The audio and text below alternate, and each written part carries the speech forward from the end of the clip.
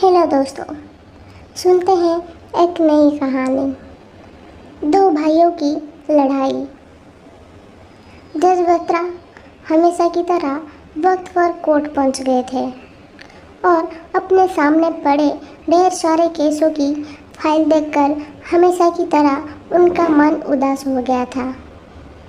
जब से वो जज बने थे, उन्होंने हजारों केसेस की सुनवाई की थी और इन सब में मारामारी, धन दौलत, जमीन के लिए लड़ाई, स्त्रियों के लिए लड़ाई, चोरी चकोरी, लूटपाट, इन सब के अलावा और कुछ खास नहीं होता था। अपने रूटीन के हिसाब से उन्होंने अपने सामने पड़ी फाइलों को चेक करना शुरू किया। दूसरी फाइल उन्होंने उठाई ही थी और उस पर उनके नज़रें टिक गई। उन्हें ये केस बाकी सबसे अलग और ख़ास लगा। उन्होंने इस फाइल को पूरा पढ़ डाला। ये केस एक छोटे भाई ने अपने बड़े भाई पर किया था और केस करने का कारण था माँ की कस्टडी पाना। बत्रा जी ने सबसे पहले इस केस की कार्रवाई करने का फैसला किया। कोर्ट में सब हाजिर हो गए। जज ने सबसे पहले छोटे भाई को अपनी बात रखने का मौका दिया। छोटे भाई ने कहा, जज साहब, मेरी उम्र 50 वर्ष है और मेरे बड़े भैया की उम्र 60 वर्ष है। हमारी माँ जो 90 साल की है, वो बड़े भाई के साथ ही रहती है। लेकिन अब मैं चाहता हूँ कि माँ बाकी के बचे वर्ष मेरे साथ रहकर बिताए। माँ की सेवा करने का मौका अब मुझे मिलना चाहिए। मैंने बड़े भैया को काफ़ी समझाया कि अब आपकी भी उम्र हो चली है, अब आपकी सेहत भी अच्छी नहीं रहती और आप दिल के मरीज़ भी हैं। मैं अभी स्वस्थ हूँ, इसलिए बेहतर यही होगा कि माँ की सेवा करने का मौका अब मुझे दिया जाए। वैसे भी माँ पिछले 40 सालों से उनके साथ ही तो रह रही है। क्या मेरा हक नहीं बनता कि माँ मेरे साथ भी रहे?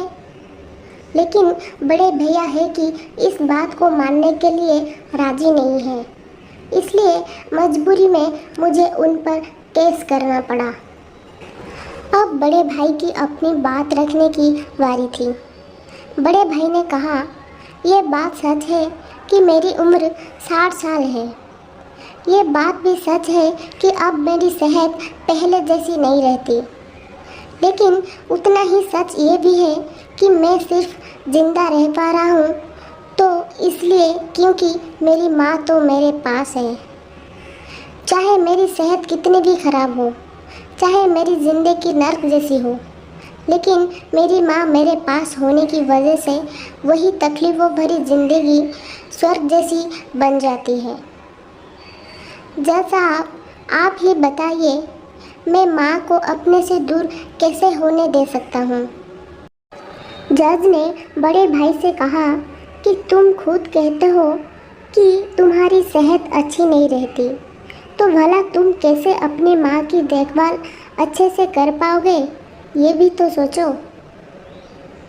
बड़े भाई ने कहा, मैं अपनी माँ की बड़े अच्छे से देखभाल करता हूँ।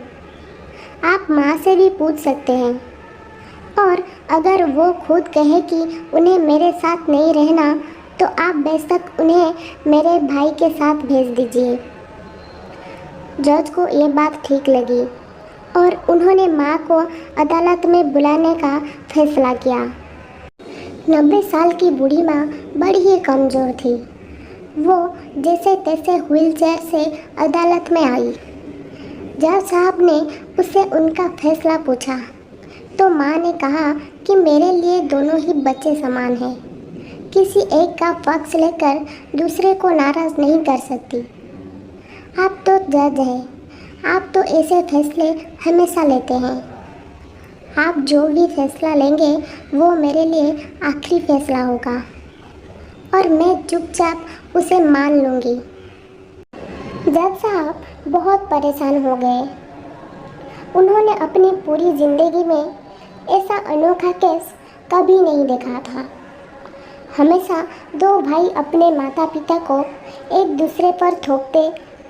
एक कहता तुम रखो तो दूसरा कहता तुम ही रखो। जज का आश्चर्य तब और भी ज़्यादा बढ़ गया जब उन्हें पता चला कि माँ के पास दोनों बेटों को वसीयत में देने के लिए फूटी कौड़ी भी नहीं थी। बड़े सोचने विचारने के बाद जज ने फैसला किया कि माँ को अब छोटे भाई को सौंप देना चाहिए। ये फैसला सुनते ही बड़ा भाई जमीन पर बैठ पड़ा और फूट फूट कर रो पड़ा। उसे रोते देखे कोर्ट में हाजिर सभी के साथ जज की भी आंखों से आंसू बह निकला। तो दोस्तों, अपने भाई भाई की लड़ाई बहुत देखी होगी, लेकिन जैसे इन दोनों भाइयों ने अपनी माँ के लिए लड़ाई की, वैसी अनोखी लड़ाई कभी नहीं देखी होगी।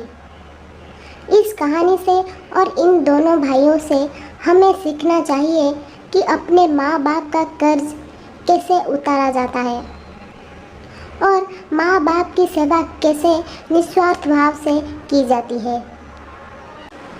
तो दोस्तों, आप लोगों को ये कहानी कैसा लगा?